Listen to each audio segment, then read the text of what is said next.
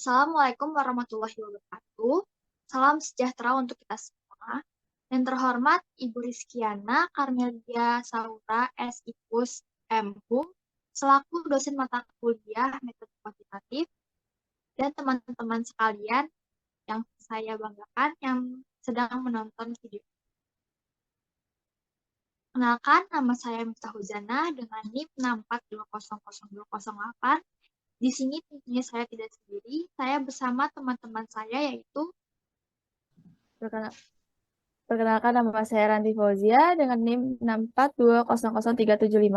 Perkenalkan, nama saya Nur Azizah dengan NIM 6420252. Perkenalkan, nama saya Randy Rizky Putraswadi dengan NIM 6420141. Pada kesempatan kali ini, kami akan mempresentasikan hasil diskusi kami mengenai pengaruh Return on Asset atau ROA dan Return on Equity atau ROE terhadap return saham pada perusahaan Akasa Wira Internasional terbuka pada periode 2011 sampai 2022. Di sini kami menampilkan topik pembahasan yang di mana pertama yaitu landasan teori, yang kedua yaitu metode yang digunakan dalam penelitian ini, yang ketiga yaitu ada pembahasan, dan yang keempat ada kesimpulan.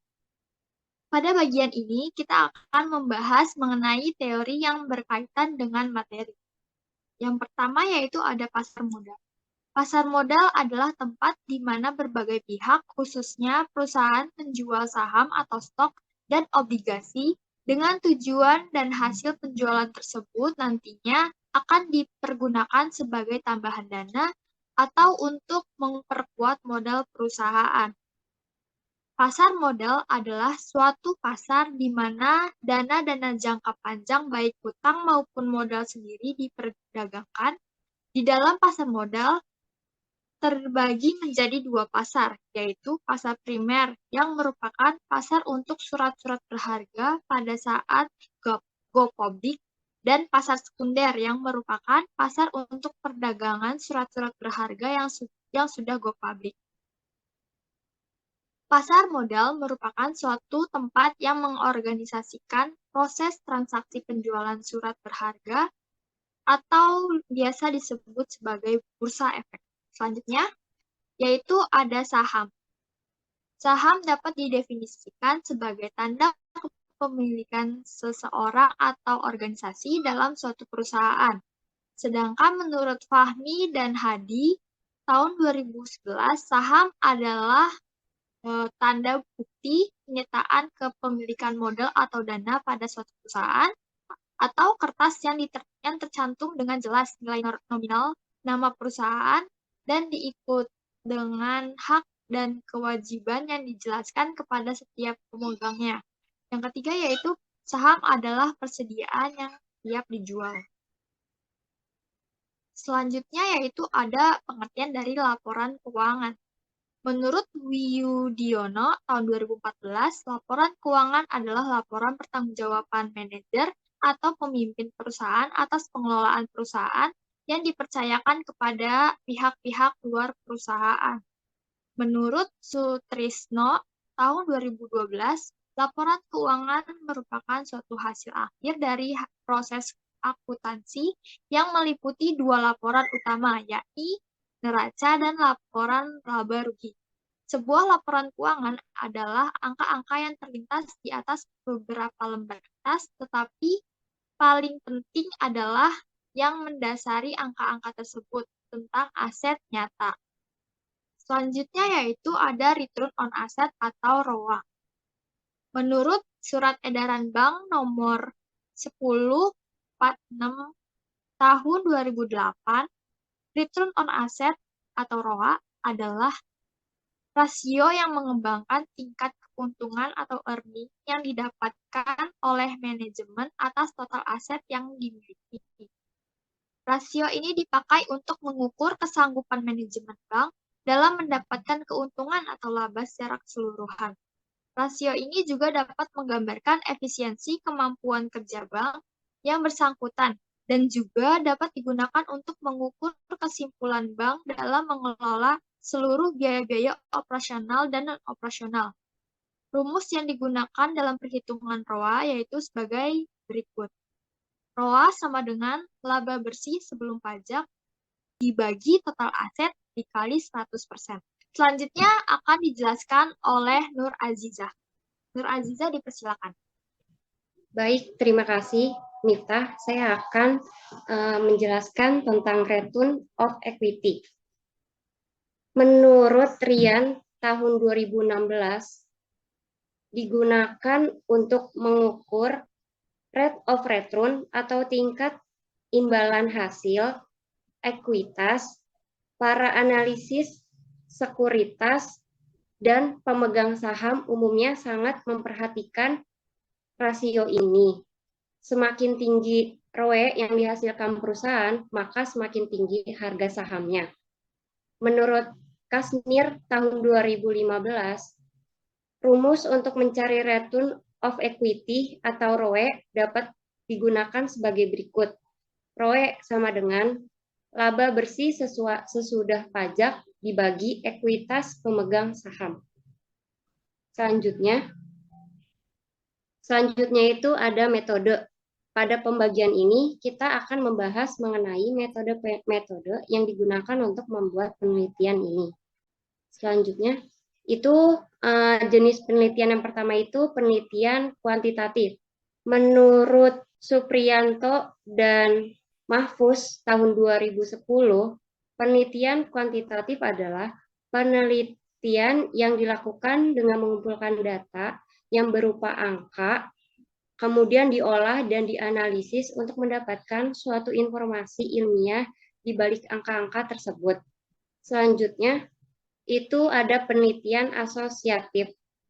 Penelitian ini tergolong penelitian asosiatif, yakni menganalisis hubungan antara variabel dependen dan variabel independen.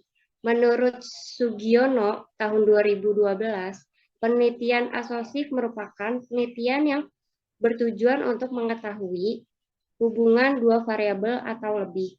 Penelitian ini dapat dua variabel independen, yaitu return of asset atau ROA dan return on equity atau ROE. Return saham pada PT Aksa Wira Internasional sebagai variabel dependen. Baik, selanjutnya yaitu objek penelitian. Menurut Sugiono tahun 2013, objek penelitian merupakan suatu atribut atau sifat atau nilai dari orang, objek atau kegiatan yang mempunyai variabel tertentu yang ditetapkan untuk dipelajari dan ditarik kesimpulan berdasarkan definisi tersebut. Objek penelitian merupakan suatu hal yang akan diteliti untuk tujuan tertentu. Objek penelitian adalah inti dari problematika penelitian. Dari pengertian di atas, maka objek dari penelitian ini adalah ROA dan ROE pada PT Aksa Wira Internasional periode tahun 2011 sampai 2022 yang dipublikasikan. Sedangkan subjek penelitian merupakan siapa atau di mana data yang digunakan untuk variabel peneliti dapat diperoleh dalam penelitian ini. Subjek penelitiannya adalah PT Aksa Wira Internasional. Baik, selanjutnya akan dibacakan oleh teman saya, Ranti Fauzia. Terima kasih untuk Nur Azizah. Saya akan menjelaskan mengenai sumber data. Sumber data yang digunakan dalam penelitian ini adalah data sekunder. Data sekunder adalah sumber data yang tidak langsung memberikan data kepada pengumpul data. Menurut Sugiono tahun 2008. Data yang digunakan dalam penelitian ini diperoleh dari laporan tahunan yang diterbitkan oleh PT Akasha Wira Internasional periode 2011 sampai 2022. Selanjutnya sini ada populasi. Populasi adalah wilayah generalisasi yang terdiri atas objek atau subjek yang mempunyai kualitas dan karakteristik tertentu yang ditetapkan oleh peneliti untuk dipelajari dan kemudian ditarik kesimpulannya. Menurut Sugiono di tahun 2016, populasi yang digunakan dalam penelitian ini adalah PT Akasha Wira Internasional periode 2011 sampai 2022. Selanjutnya ada sampel. Sampel adalah bagian dari jumlah dan karakteristik yang dimiliki oleh populasi. Menurut Sugiono di tahun 2006, teknik pengambilan sampel dalam penelitian ini yaitu purposive sampling, yaitu penentuan sampel berdasarkan kriteria tertentu. Kriteria dalam penelitian ini yaitu PT Akasa Wira Internasional yang telah terdaftar di Bursa Efek Indonesia dan Go Public. Yang kedua, menerbitkan laporan keuangan pada tahun 2011 sampai 2022. Selanjutnya akan dibacakan oleh teman saya, Randy. Untuk Randy, dipersilakan. Oke, baik. Terima kasih untuk nanti. Selanjutnya, saya akan membahas mengenai teknik pengumpulan data. Nah, pengumpulan data ini dilakukan oleh peneliti. Dalam penelitian ini adalah berupa metode observasi non-partisipan yang berupa laporan keuangan tahunan PT Aksa Wira Internasional periode 2011 sampai 2022. Nah, ini bisa kita lihat di websitenya yaitu https://aksawirainternational.com/annual report. Untuk yang selanjutnya, saya akan bahas mengenai variabel yang akan digunakan. Nah, variabel yang akan kita gunakan itu adalah variabel X dan Y. Nah, variabel X ini itu digunakan dalam penelitian ini adalah berupa ROA, yaitu X1-nya, dan ROE, yang merupakan X2-nya. Untuk variabel Y-nya itu, variabel yang digunakan itu adalah return sum. Selanjutnya adalah teknik analisis data. Teknik analisis data pada penelitian ini dilakukan dengan teknik analisis data kuantitatif menggunakan rumus-rumus statistika. Nah, uji statistik yang digunakan itu meliputi uji validitas, uji multikolinearitas, uji autokolerasi, analisis regresi linear berganda, uji hipotesis parsial atau uji T, uji simultan yaitu atau UJF, dan uji koefisien determinasi atau uji R2. Selanjutnya adalah pembahasan. Nah, pada bagian itu kita akan bahas mengenai hasil analisis kuantitatif yang telah diperoleh dalam penelitian ini. Nah, untuk selanjutnya akan saya serahkan kepada Mr. Uljana. Terima kasih. Baik, terima kasih. Selanjutnya saya akan membahas mengenai uji validitas. Uji validitas adalah uji yang digunakan untuk mengukur valid atau tidaknya suatu instrumen. Suatu instrumen bisa dikatakan valid apabila alat tersebut melakukan fungsi ukurnya atau memberikan hasil ukur yang sesuai, yaitu dengan menilai R-tum lebih besar dari R-tabel dengan tingkat signifikasi korelasi di bawah alfa 0,05 dengan rumus sebagai berikut, yaitu N dikali total XY dikurang total X kali total Y dibagi akar N kali total X kuadrat dikurang total X dikuadratkan dikali N dikali total Y kuadrat dikurang total Y yang dikuadratkan. Uji signifikasi penelitian ini dilakukan dengan cara membandingkan R hitung dengan R tabel untuk degrees of freedom-nya. Degrees of freedom dirumuskan yaitu sebagai N atau jumlah sampel dikurang 2. Dalam penelitian ini, jumlah sampel yang digunakan yaitu sebanyak 12. Dengan besar degrees of freedom yaitu 12 dikurang 2 dengan hasil 10. Lalu alfanya yaitu 0,05. Maka didapatkan R tabelnya sebesar 0,5760. Berikutnya adalah langkah-langkah dalam melakukan uji validitas pada aplikasi SPSS. Pertama, yang dilakukan yaitu dengan membuka aplikasi SPSS pada laptop atau PC Anda, lalu masukkan data ke worksheet SPSS. Di sini kami menggunakan return of asset dari perusahaan Aksara Wira Internasional terbuka pada periode 2011 sampai 2022. Pada variabel return on asset ini merupakan variabel X1 Lalu return on equity-nya sebagai variabel X2 dan return sahamnya sebagai variabel Y. Selanjutnya, pada gambar berikut adalah untuk mengubah keterangan data yang dapat dilakukan dengan cara mengklik variabel data pada pojok kiri bawah, lalu masukkan sesuai dengan keterangan data yang diinginkan.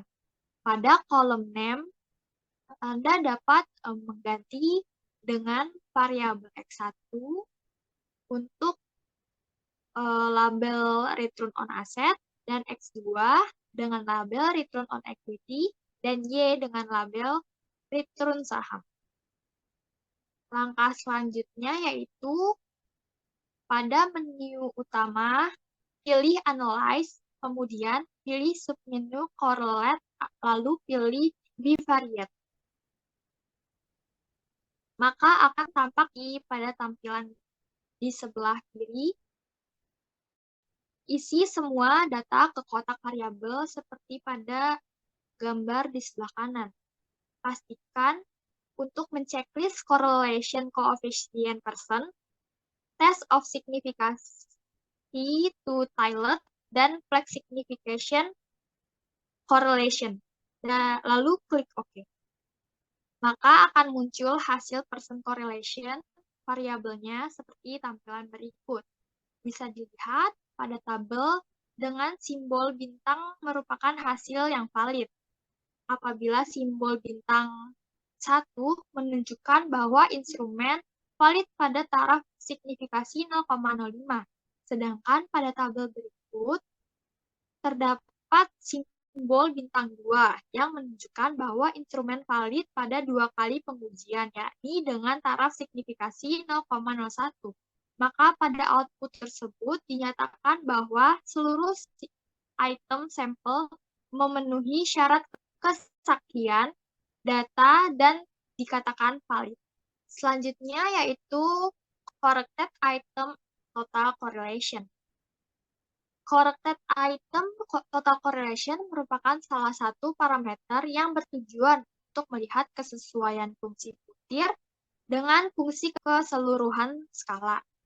Semakin tinggi nilai korelasinya, maka alat tersebut memiliki korelasi atau konsistensi pada skala tersebut. Corrected item total correlation memperlihatkan seberapa mampu butir tersebut membedakan kelompok subjek berdasarkan performanya pada variabel yang diukur, yakni kelompok rendah dan kelompok yang tinggi. Hal ini membuat corrected item total correlation menjadi sebuah properti psikometris yang dinamakan daya diskriminasi butir atau daya beda butir. Berikut ini adalah langkah untuk melihat hasil corrected item total correlation pada aplikasi SPSS. Sama seperti langkah sebelumnya, dengan menggunakan data sebelumnya, maka kita dapat langsung memilih pada menu utama, yaitu lalu pilih Scale dan pilih Reliability Analyze. Maka akan didapatkan tampilan Windows Reliability Analysis seperti gambar di sebelah kiri. Isikan data indikator ke dalam kotak item seperti pada gambar di sebelah kanan, lalu pilih model alpha, lalu pilih pada kotak statistik. Apabila sudah dipilih kotak statistik tadi, maka akan muncul tampilan seperti ini. Layar ini menampilkan Windows Reliability Analysis Statistik yang kemudian nanti dapat dipilih pada bagian descriptive for, yaitu checklist pada bagian scale dan scale if item delete. Pastikan unavoidable-nya itu di non, lalu klik continue. Maka akan dapat hasil tabel sebagai berikut. Pada tabel corrected item total correlation ini menunjukkan bahwa nilai ROA atau ROA sebesar 0,958, lebih besar dari 0,5760, yakni R tabel. Maka dikatakan R hitung lebih besar dari R tabel, yang berarti bahwa variabel ROA memenuhi syarat kesaksian data dan dapat dikatakan variabel. Lalu nilai ROE-nya 0,774. Dapat dilihat bahwa hasil ini lebih besar dari R tabelnya, yaitu sebesar 0,5760. Membuktikan bahwa variabel ROE memenuhi syarat kesaksian dan dapat dikatakan valid. Lalu pada nilai return saham didapat R hitung sebesar 0,851 dengan R tabel yaitu sebesar 0,5760. Dikatakan nilai return saham memenuhi syarat kesaksian dan dikatakan valid. Selanjutnya akan dibahas oleh teman saya, yaitu Ranti Fauzia. Ranti Fauzia, dipersilakan. Selanjutnya, saya akan menjelaskan mengenai langkah-langkah uji reliabilitas. Uji reliabilitas digunakan untuk mengukur konsistensi variabel penelitian.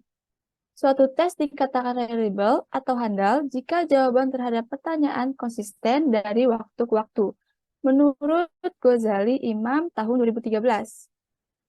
Jika uji reliability statistik nilai Cronbach alpha lebih besar dari 0,70, maka nilai instrumen dikatakan reliable. Jika nilai Cronbach alpha kurang dari 0,70, maka nilai instrumen dikatakan tidak reliable. Sebelum melakukan uji reliabilitas, kita harus memasukkan data-datanya terlebih dahulu. Berikut adalah data dari uji reliabilitas yang akan kita uji apakah dia reliable atau tidak. Selanjutnya, dari menu SPSS, pilih Analysis, lalu klik Scale, kemudian klik Reliability Analysis. Nah, setelah muncul seperti ini, kita memasukkan variabel-variabelnya. Tapi untuk return saham, kita tidak perlu untuk memasukkannya. Seperti di langkah ketiga ini. Langkah selanjutnya adalah klik Statistik. Maka muncul kotak dialog Reliability Analysis Statistik. Kemudian, pada Descriptive for, klik Scale, Item, dan Scale if Item Delected. Untuk intern item, kita mengklik Correlation. Lalu setelah itu, klik Continue. Setelah itu akan menghasilkan uji reliabilitas. Dari hasil tabel tersebut, kita bisa lihat Cronbach alpha based on standardized item menunjukkan hasil 0,945, yang berarti lebih besar dari nilai kritis, yaitu 0,70. Maka dengan demikian, untuk uji reliabilitas dinyatakan reliable atau handal. Selanjutnya akan dibacakan oleh teman saya, Nur Azizah. Terima kasih kepada Ranti Fauzia. Selanjutnya saya akan menjelaskan tentang uji normalitas.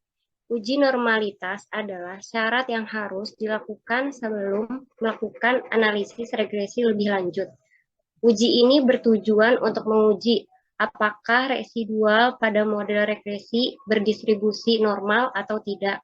Pada penelitian ini, uji normalitas menggunakan grafik normal, pp-plot of regression, standar residual, dan uji one simple Kolmogorov-Smirnov.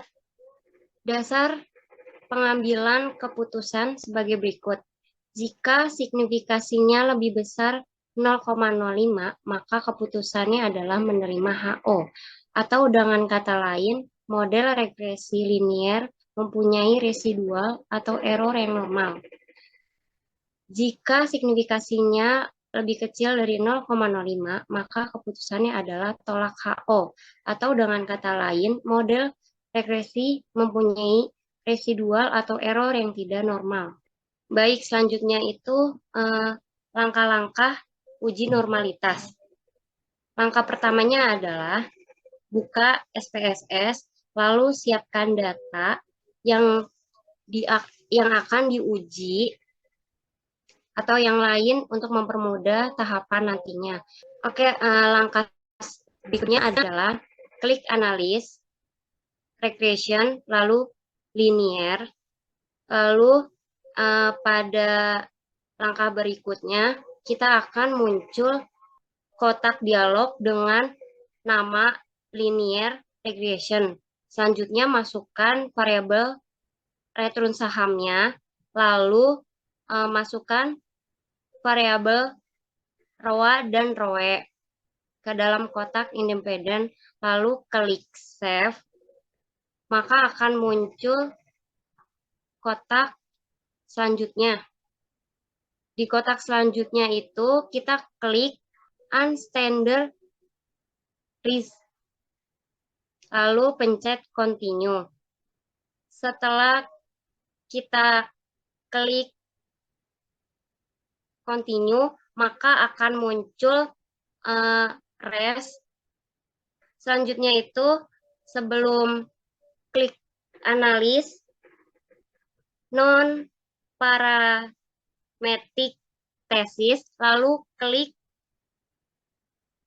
legasi dialog, lalu klik satu sampel KS. Selanjutnya akan muncul one sample Kolmogorov Sinov-nya. Kita masukkan tes variable list-nya itu unstandard, lalu klik normal, lalu oke. Lalu akan muncul hasilnya sebagai berikut. Berdasarkan hasil output uji ini, dapat dilihat nilai signifikasi dari Asaf signifikasinya menunjukkan nilai signifikasinya 0,200 atau lebih besar dari 0,05. Maka dapat disimpulkan bahwa nilai residual distribusi normal sehingga model regresi linier sudah dapat untuk dilakukan dan telah bebas dari adanya gejala normalitas. Residual distribusi normal sehingga model regresi linier sudah dapat untuk dilakukan dan telah bebas dari adanya gejala normalitas. Selanjutnya itu kita mencari uji normalitas plot of regression standar residual. Sama seperti langkah sebelumnya, linear regression ini yang bagian dependennya masukkan raham return saham, lalu bagian independen ROA dan ROE, lalu klik plot. Lalu pada bagian plots, klik normal probability plot, lalu klik continue. Selanjutnya itu akan muncul ujinya. Berdasarkan pada gambar uji di atas terlihat bahwa grafik normal PP plot of regression standar residual menunjukkan data atau titik-titik menyebar di sekitar garis diagonal atau titik-titik tersebut mengikuti arah garis diagonal. Hal ini menandakan bahwa data ini terdistribusi normal, sehingga uji regresi linier dapat dilakukan. Dalam uji normalitas, dapat juga dilakukan menggunakan uji one simple Kolmogorov-Smirnov. Selanjutnya akan dibacakan oleh teman saya Ranti Fauzia. Terima kasih untuk Nur Aziza. Selanjutnya saya akan menjelaskan mengenai uji multikolineritas yang digunakan untuk mengetahui apakah di antara variabel bebas memiliki hubungan yang sempurna atau tidak. Syarat untuk diterimanya model regresi berganda apabila antara variabel bebas tidak mengandung korelasi. Pengujian ini dapat dilihat dari nilai variance influence factor dan tolerance berdasarkan hasil output SPSS. Apabila nilai FIF lebih kecil dari 10,00 atau nilai toleransi lebih besar dari 0,10, maka tidak terjadi multikolineritas. Namun, apabila nilai FIF lebih besar dari 10,00 dan nilai tolerance kurang dari 0,10, maka data tersebut diasumsikan terjadi multikolineritas. Nah, berikut adalah data yang telah dimasukkan ke dalam SPSS. Yang pertama, kita klik analis. Setelah itu, pilih regression dan linear. Selanjutnya, setelah diklik, muncullah gambar tersebut. Untuk ROA dan ROE masuk ke independence. Untuk yang return saham masuk ke dependent. Setelah itu, klik statistik. Muncullah di langkah ketiga. Untuk di regression coefficient, pilih estimates dan covariance matrix. Klik juga untuk model fit dan collinearity diagnosis. Setelah itu, continue. Setelah ikuti langkah-langkah yang tadi, mendapatkan hasil nilai uji multikolineritas.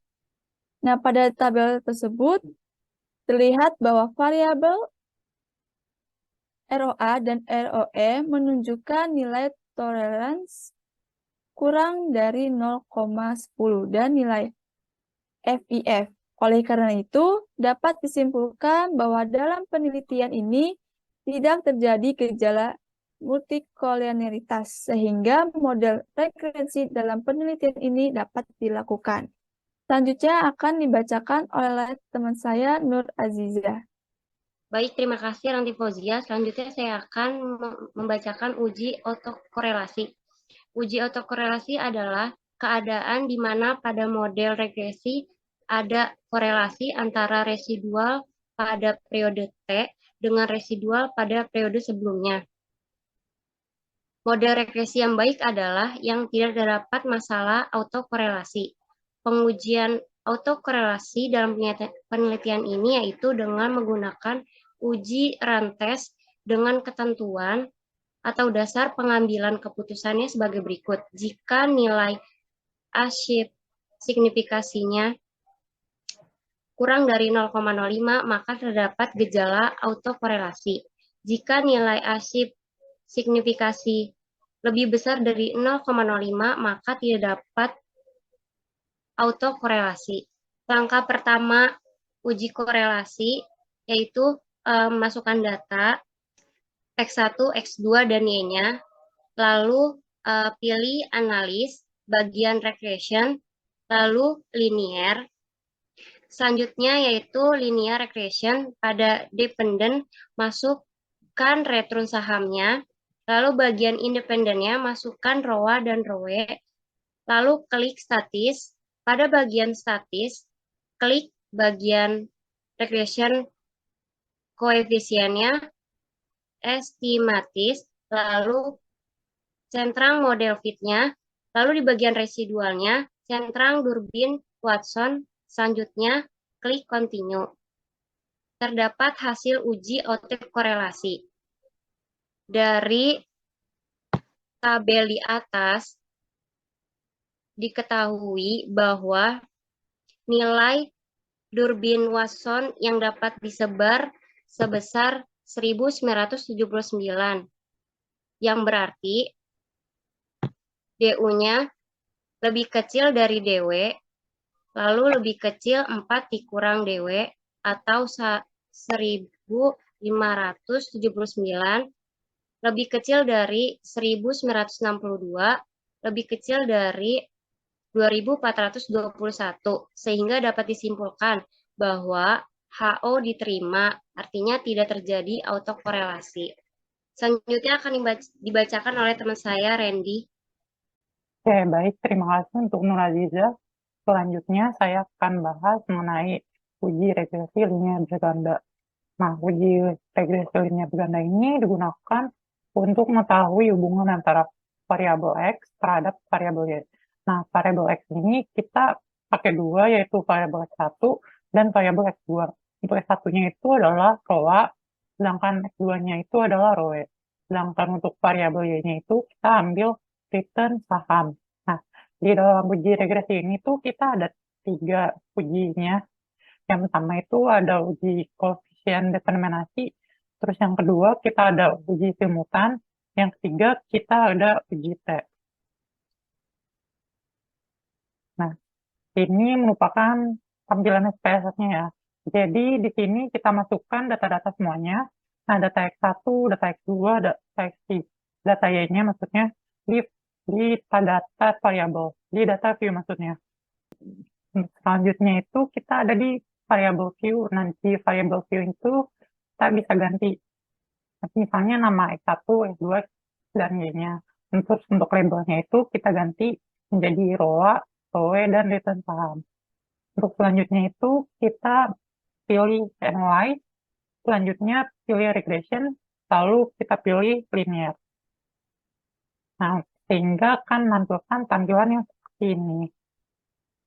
Nah, jadi untuk yang variable dependent itu kita masukin variabel Y-nya, sedangkan variabel independent-nya kita taruh variabel X1 dan X2-nya. Kemudian kita pilih next. Nah, ini merupakan hasil dari analisis linear bergandanya ya. Jadi rumus analisis linear berganda itu sama dengan Y sama dengan A plus B1X1 ditambah B2X2 ditambah dengan E. E-nya itu merupakan error. Nah, untuk Y-nya itu sendiri sama dengan minus 58,698. Untuk B1X1-nya itu ada di variabel ROA. Ini itu ada 11,540. Untuk variabel yang selanjutnya B2X2-nya itu kita ambil dari variabel ROE, yaitu minus 2,609. Lalu kita tambah dengan error. Nah, ini merupakan interpretasinya. Jadi nilai konstan atau nilai A-nya itu minus 58,698. Artinya itu jika variabel X-nya itu sama dengan 0, maka variabel Y itu nilainya adalah minus 58,698. Untuk yang kedua itu variabel B1X1.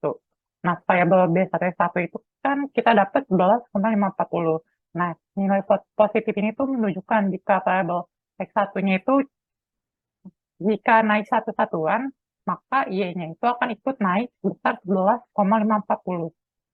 Untuk interpretasi yang ketiga yaitu nilai B2X2. Nah, nilai B2X2-nya itu sama dengan minus 2,609. Nah, ini kan menunjukkan nilai negatif ya. Jadi kalau misalnya variabel X1-nya itu naik satu satuan, maka Y-nya itu akan turun sebesar 2,609. Selanjutnya adalah uji koefisiensi determinasi. Nah, ini merupakan hasil dari data SPS tadi. Kita ambil model summary-nya. Nah, untuk uji koefisiensi determinasi itu kita ambil di model summary ya, adjusted R-squared, yang di lingkaran merah ini. Nah, pada tabel itu kan nilai adjusted R-squared-nya itu nilainya 0,887. Nah, kalau kita kali 100%, maka hasilnya adalah 88,7%. Nah, artinya variabel independen ini tuh mempengaruhi return saham sebesar 88,3%. Nah, sisanya yaitu 11,3% itu dipengaruhi oleh variabel lainnya. Untuk selanjutnya pengujian hipotesis. Nah, pengujian hipotesis itu ada dua. Yang pertama tuh uji simultan atau uji F. Yang kedua itu adalah uji parsial atau uji T. Nah, uji simultan itu kita ambil di hasil SPS-nya itu yang ANOVA.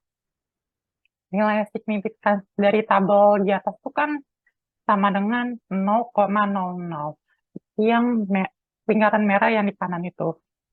Nah, ini tuh lebih kecil daripada 0,05.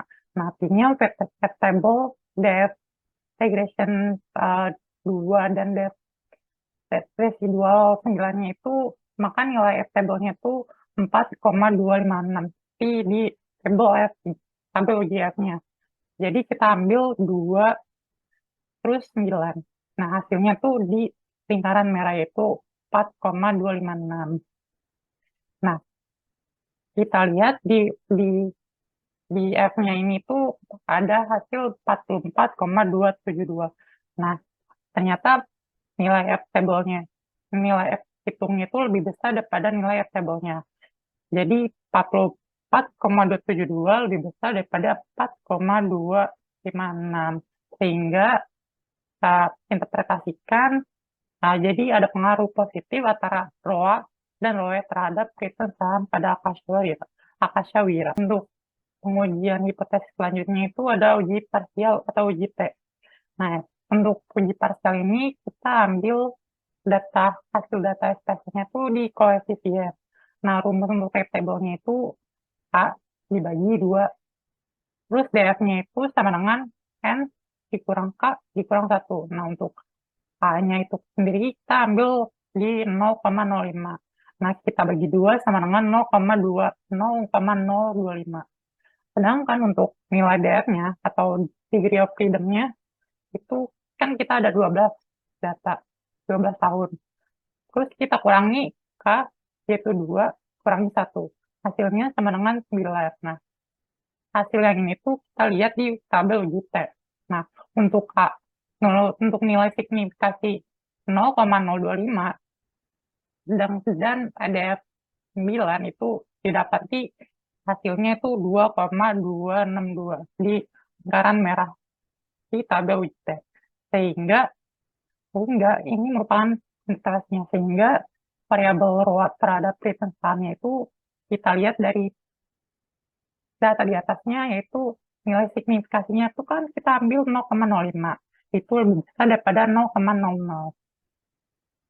Dan hitungnya itu sendiri kita dapat di 5,735.